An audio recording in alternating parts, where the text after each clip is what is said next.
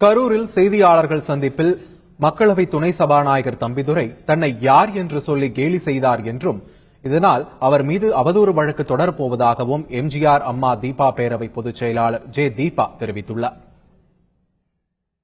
துணை சபாநாயகர் தம்பிதுரை அவர்கள் ஒரு செய்தியாளர் சந்திப்புல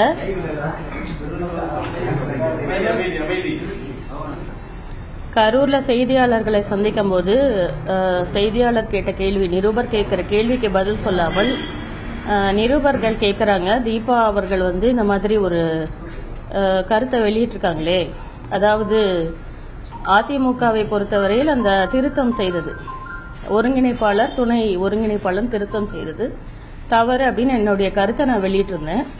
அது தொடர்பா ஒரு கேள்வியை செய்தியாளர் கேட்கிறாரு. நேரடியா அந்த கேள்விக்கு பதில் சொல்லணும். இல்ல அதுல அந்த கருத்தில் அவருக்கு உடன்பாடு இல்லைன்னா அந்த கருத்தில் எனக்கு உடன்பாடு இல்லைன்னு சொல்லணும். இதை எல்லாமே விட்டுட்டு யார் அந்த தீபா அப்படின்னு அவர் கேலி செஞ்சு சிரிக்கிறாரு. இதற்காக நிச்சயமாக அவர் மேல நான் அவதூறு வழக்கு தொடர்வேன்.